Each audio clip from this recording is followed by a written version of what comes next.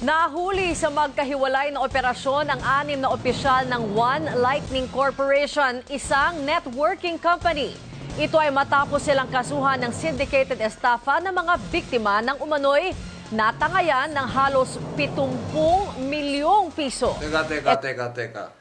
Di ba ito yung recruit? Ito yung magbebenta ka ng sabon, tapos magre-recruit ka ng mga tao, tapos bubukay ng parang pyramid. Ito yun, di ba? Pyramiding scam to eh. Alam ko to eh. Na-invite na ako dito dati, kainan daw eh. Pero wala namang pagkain. Saka sa isang company, na-invite din ako dito. Inuman daw. Pero puro sabon yung nakita ko, no? Ito ba yun?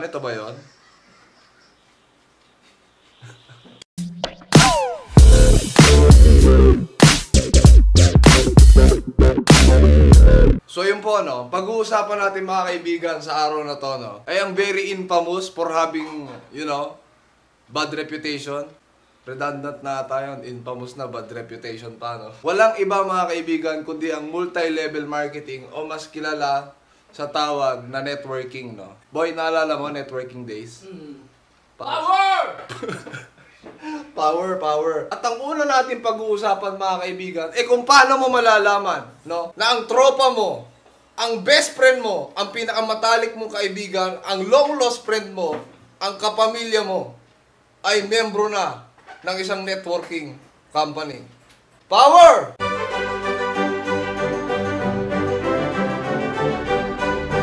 Sign number 1 mga kaibigan. Isa sa senyales mga kaibigan, na networker ang kaibigan mo, kung out of the fucking nowhere, bigla ka niyang kinamusta sa chat box. At ang malapit mga kaibigan, siya yung tipo ng kaibigan na never mo naging close, never mong naging kahit na ano. Alam mo yung kakilala mo lang, pero out of the fucking nowhere, kakamustahin ka, tatanungin anong trabaho mo, saan ka nakatira, anong hobbies mo, anong pinagkakakitaan mo. Alam mo yung mga ganon? Ito yung mga pasimpleng paraan nila mga kaibigan para kunin yung loob mo, no? At dahan-dahan kanilang ilipat sa mundo nila. Kung sinasabi mga kaibigan na pag kinumusta ka ng dati mong kaibigan, networker na siya. Ang sinasabi ko mga kaibigan, pag kinamusta ka ng dati mong kaibigan, malaki ang tsansa na networker na siya. Sign number 2. Ito yung kaibigan mo mga kaibigan na walang ginawa kundi ayain kang lumabas, no? At every time na tumatanggi ka, kinabukasan aayain ka ulit niyan lumabas. At ito ang malupit. Ito ang pang-akit niya, no? Itong salita na to, libre kita, bes. The moment na mag-effort kang pumunta, no? Kung nasaan lugar man siya, sisiguraduhin ko sa'yo, malaki ang tsansa na ang ililibre niya sa'yo ay sabon at maaaring totoo naman mga kaibigan na ililibre kang pagkain, pero bago kayo dumating sa part na yon, sisiguraduhin ko sa'yo meron kang dadaan ng proseso, no? Kung a-attend ka muna ng orientation, no? Tapos papakitaan ka ng sabon, pera, cheque at kung ano-ano pa. Lahat 'yon mararamdaman mo bago kayo umabot sa point na ililibre ka, no? Pero ang masakit mga kaibigan, yung inaya ka na, inalok ka na ng networking na ayaw mo. Ang malupit, nung hindi mo nagustuhan, hinayaan ka na, hindi ka pa nilibre sa pagkain na ipinangako sa'yo. Brad. Power! Sign number 3 is the part-time job. Isa sa mga senyales na networking yan mga kaibigan, pag nag-aalok siya ng part-time job ng alas 4 ng madaling araw, no? Puta, sinong matinong tao, no, ang mag-aalok ng part-time job ng alas 4, alas 3, alas 2 ng madaling araw? Wala akong ganon, bukod sa networking, no? Saka shabu, pwede. Kaya madaling... Diyan ang papasok mga kaibigan yung sisilawin ka sa malaking kitaan. Which is totoo. Hindi ko sinasabing hindi totoo. Marami sa networking company ang kumikita ng malaki. Merong hindi kumikita, merong sakto lang. Alam niyo kung bakit? Parang sa eskwelahan lang mga kaibigan, hindi lahat ng pumapasok sa school, pumapasa. Nakadepende yan sa mag-aaral. Ganon din sa networking mga kaibigan. Same principle lang. Number 4 mga kaibigan is yung straight to the point. Ito yung mga gusto kong klase ng kausap ng tao, no? Ito yung mga pag nag-alok, diretsahan. Diretsahan siya in a way na hindi diretso, pero parang dun papunta. Gets mo? Pag sinimulan ka tanungin ng salitang open-minded ka ba, 100% networking yan. Ko ito sinasabi mga kaibigan para sirain pa yung masama ng reputasyon ng networking sa Pilipinas. Dahil nga sa pyramiding na yung nabalita nung nakaraan na One Lightning.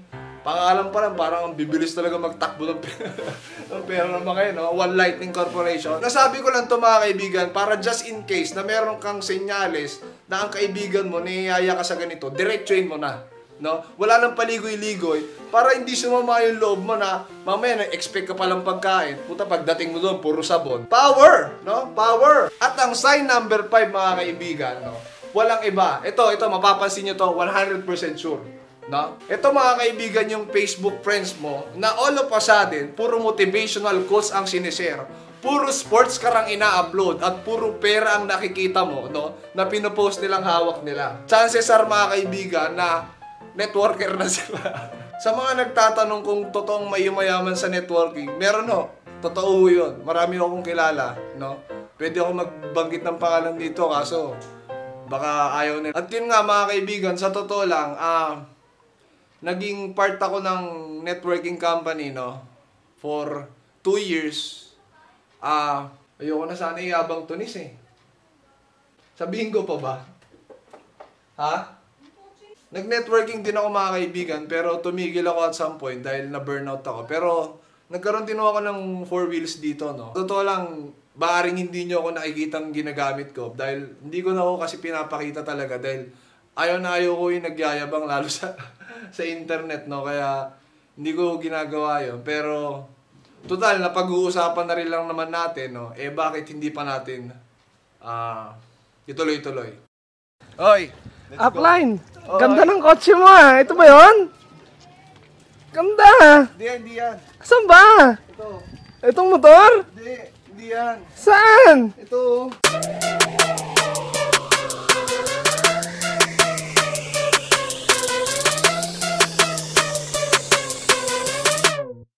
Power! Power! Power! Power! Power!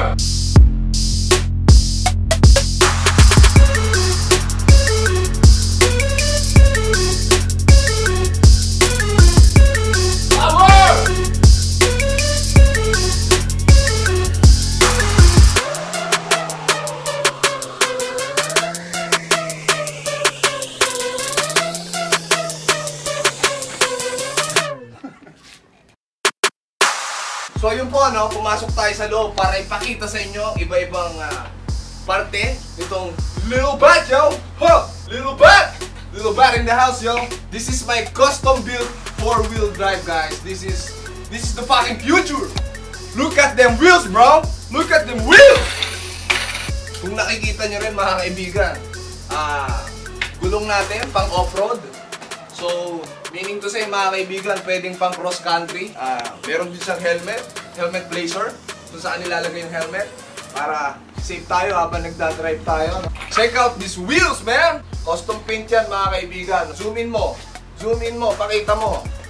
Rusty gold, motherfuckers! Let's go, bitches! Let's go! Woo! Meron din siyang compartment, guys. Dito ko nilalagay yung mga cheque ko pag pinapapalitan ko. Pag bagong kuha ko ng cheque.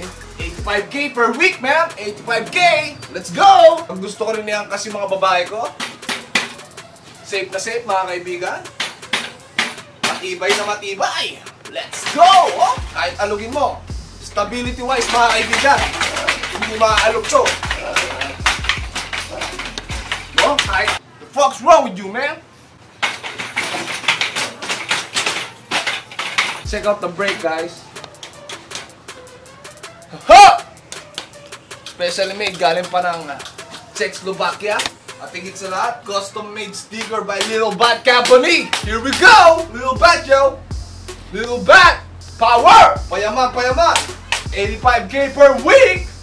Let's go! Magkano yun? Isang buwan? 340,000, guys. Ito yung nabigay sa akin ng networking life. No? Working life! Let's go! Kita nyo ba gaano kalupit ang engine niya? Oh? Woo! 1 HP, motherfuckers! 1 hand power! 1 hand power! So, pwede nyo rin hasain dito yung mga mapupurol nyo ng... Kutsilyo. Sumali ka na ba sa drag race dyan? Sumali na ako sa drag race dito. Iba-iba sinali akong contest. Lahat ng klase ng drag race, sinalihan ko na. Pati drag lord, pinasok ko na. So ito rin yung pinapakita kong katunayan sa mga downlines ko, no? Na kumikita ako ng milyon. No? So pag nakikita nila to, nababaliw sila. So isa rin sa mga features nito, mga kaibigan, is anti-huli device rin siya, no? So pag chineckpoint kayo ng mga pulis, makita mo lang yung sticker. Little bat, yo! Little bat! Ano ginagawa ko sa buhay? Shout out to Little Bat Company. This is my friend Little Bat. Mukha lang Doraemon niya, pero Little Bat yan! Little Bat, yo! Haha! Let's go! So yun guys, no, kung makikita nyo, custom build to mga kaibigan. Itong gulong niya galing Afghanistan, no? Yung mousetrap niya na angkasan, galing Iraq. Frame niya, yung body niya, galing North Korea pa yan, no? Ginawa dun sa mga nalaglag na rocket ship na pinalilipad ng North Korea, no? Ito, saan ba galing to? Sa Yemen, no? Galing pang Yemen. So yan, no, kung makikita nyo, pati yung compartment yan guys, no? Galing South Korea yan. Base pa yan sa palabas na Endless Love, no? Endless Love, yo! Endless Love shit, man! Yung Rusty Gold, saan pininturahan? Naan lang yan. Naulanan lang yan. Hindi yan napinturahan sa ibang bansa. Ay. Stability-wise, mga kaibigan, napaka-stable nito. Kung makikita nyo, no? Walang kaalog-alog. May mga tricks ka rin na pwedeng gawin dito, no? Woo! Let's go! Woo! Siso! Woo! Woo! Little tricks, man! Little tricks! Seat cover pa lang. Alam mong internationally made na, no? Okay. This has been amazing life, yo! Networking life, yo! Power! Payaman! Hanggang sa muli, mga kaibigan. Dito na nagtatapos. Chicken Beat Out. Payaman. Power. Peace. Let's fucking do this networking life, yo.